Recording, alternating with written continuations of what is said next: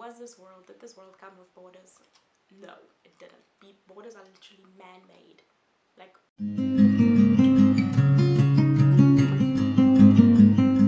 hi everybody, welcome back to my channel. My name is Rox and this is my channel, I guess. Today I have 3 recommendations for you, 3 non-fiction recommendations. These are 3 non-fiction books that I really enjoyed and I think they're pretty important and I would highly suggest them to a lot of people. Okay, so without further ado, here are the recommendations. The first one I'm going to be talking about is We Are Displaced by Malala Yousafzai. So I think everyone knows who Malala is, but if you don't know, she was an activist for girls' education in Pakistan, but she was attacked by, I think, the Taliban.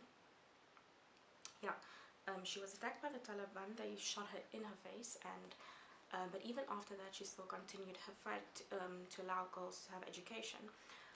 So she does have a biography out, and I think it's really good. I'd highly suggest reading this, but for this video, I'm going to recommend you read this one.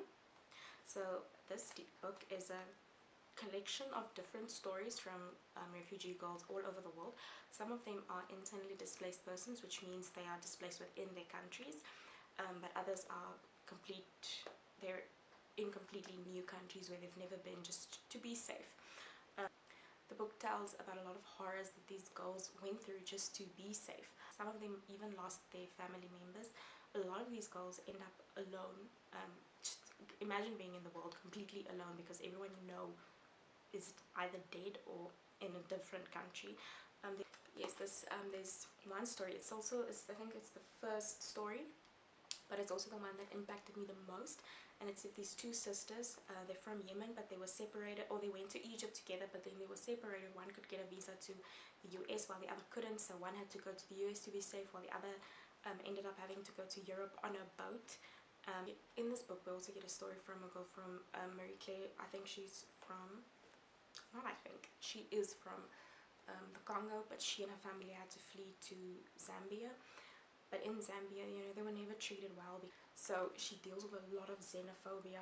These girls are the girls who we learn about, they have to face death more often than anyone else ever has to face death. So they face death so much. And it's horrible to read about how these girls live their lives and how privileged some of us are, where we live in countries where there's not a war, or we live in countries where we don't have to be afraid, so I think we need to recognize that privilege more, and I think this book really helps. So that's why I would highly recommend this book. I think it's a really good book. If you've read it, let me know what you thought of it. The next one I'm going to be talking about is probably the most popular one on that list, and that is Wild by Cheryl Strayed. So the reason I think this one is the most popular is also because there's a movie about it, and it was produced by Reese Witherspoon, and she's also the main character in the movie. I actually learned about the movie first. I thought it was a really great movie and enjoyed it so much, and then I learned there was a book about it, so I was like, obviously I have to read this book, and no regrets. No regret. This book chronicles the story of Cheryl Strayed and her experience hiking the Pacific Crest Trail in America with basically no experience. After losing her mother to cancer, Cheryl basically she loses herself. She becomes addicted to drugs. She does a lot of heroin. She becomes a sex addict and cheats on her husband, and she's not in a good place. And then one day when she's basically at her lowest point in her life, she sees the guidebook to hiking the Pacific Crest Trail, and she decides that she's gonna do it. She's gonna walk, and this is like in an effort to better herself and to become a better person and to just heal a little bit. I think also just to get over her mother's death, because her mother was very important in her life. She didn't have an easy life growing up. She had a very abusive father. So her mother became everything to her in her life. So just obviously to live without her mother, it's a huge deal for her. And what's important to note is that this book is not a guidebook, and I think it gets a lot of criticism for that. It's the same with Into the Wild. A lot of people blame the story for encouraging people to act recklessly, but I think I've never read Into the Wild, but I think specifically with this one, I don't think Cheryl Strayed ever wrote it with the intention of inspiring you to do the same. I think she's just telling us her story. So obviously that's that's what I think about the book. Another reason why I really love this book is just Cheryl's writing style. I love the way she writes. She incorporates a lot of flashbacks. So as she's hiking, she'll think back to when she was younger and a specific thing that happened. And I really enjoyed reading about those. I like the way they were incorporated. You know, felt like it made the story more intriguing. You know, it kept me invested in the story, and you know, it was nice just also reading about the nature, because that is something that apparently I like reading about. I didn't know that, so so it is nice reading about the nature and just, you know, her interactions with nature, you know, the weather. I enjoyed reading about that. So after reading this, I initially gave it 4 stars, but I couldn't stop thinking about it. Like months after I've read it, I just kept thinking about it, and I kind of missed it. You know, I missed reading this book. So I changed my rating to 5 stars, and just the more I think about it, the more it's like one of my favorite books of all time. So I think it's a really, really great book. If you like, it's written very tiny. If you just want to get a taste of the story, I would suggest watching the movie. I don't think it ruined my experience watching the movie first. I still think it was a really, really good book that I would highly suggest. Okay, so the next book I'm going to be talking about is where it gets very local, because this next one was written by a Namibian author, and that is Swapo Captive by Oiva Angula.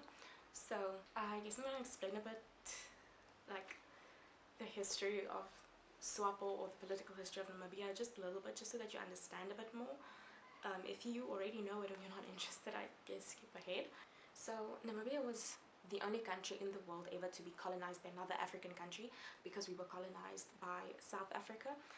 Initially, Namibia was a German colony, and then we were known as German Southwest Africa. I say we. I was not born. Initially, it was a German colony, but after World War I, Germany had to give up all their overseas colony, which obviously included Namibia, or German Southwest Africa, and we were given to South Africa by the League of Nations then. So that as a mandated territory, so that they could prepare Namibia for independence. But the apartheid government of South Africa had other plans, and they wanted to make Namibia another province. So they wanted to make Namibia part of South Africa, basically. And by that time, Namibia was known as Southwest Africa. Also, South Africa didn't recognize the UN as the successor of the League of Nations, because the League of Nations gave Namibia to South Africa, and then the United Nations was like, okay, y'all gotta give her independence now. So they were like, no, you're not the League of Nations, you're the UN. 2 different entities, I guess, you know. So international intervention didn't really do much, but there were a lot of economic sanctions against South Africa. Not only economic sanctions, but just like they couldn't compete in the Olympics, for example.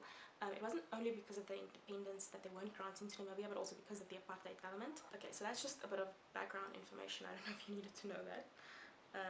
So this book, it follows Oiva Angula, his story. His father was an activist, and you know, seeing his father being active towards, or like fighting for the independence of Namibia, and also just the things he witnessed, you know, the apartheid attacks.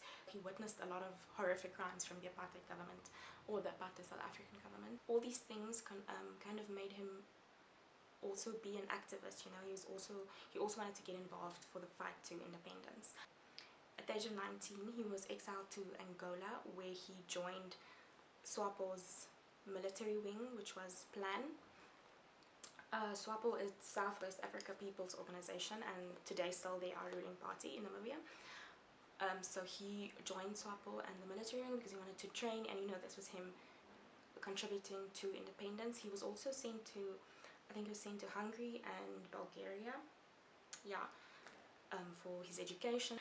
But then, because this was obviously not a very pleasant time in the country, there were a lot of spies, and everyone was kind of suspected of being a spy. A lot of people were also tortured until they confessed that they were spies. And you know, a lot of people falsely confessed because they're being tortured, and to stop getting tortured, they would just say, yes, I'm a spy for the apartheid government. Oiva was also suspected of being a spy, and therefore he was, you know, tortured and imprisoned. And these prisons were literally holes in the ground, like pits. They're known as the Lubango dungeons. Hundreds of Namibian men and women were thrown in those holes. A lot also went missing, during that time, just never to be seen again. Today even, a lot of these people are still missing. I've spoken to someone about this book also, and they were like, this is a stranger, but they're like, oh yeah, my dad's still missing. So this guy was like a man, whatever. This man's father was one of the people that just also went missing, and today still he doesn't know if his dad is alive and hiding or dead. If his father is dead, he doesn't know where his father's body is. He doesn't know where his father died. So that was very common during this time. Even in this book, Oliver would be talking about someone and he's like, that was the last time. I never saw them again. I never heard from them again.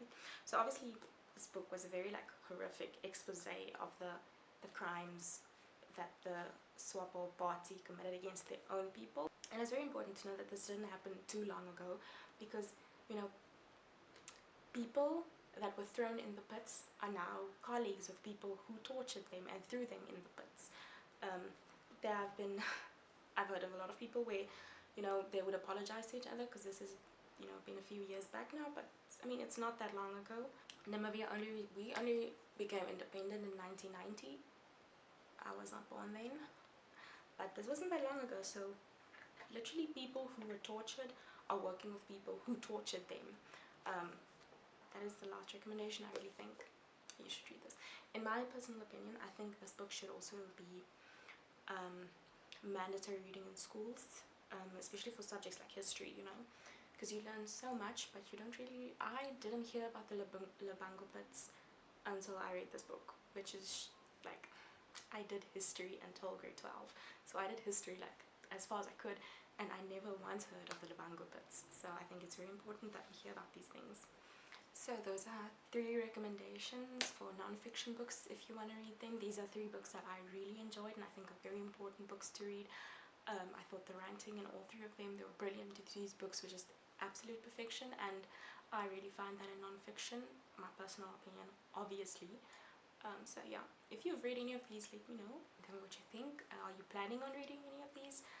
Anyway, if you made it this far, thank you so much for watching, and if you want to, you can subscribe. Thank you for watching this video. Okay, bye.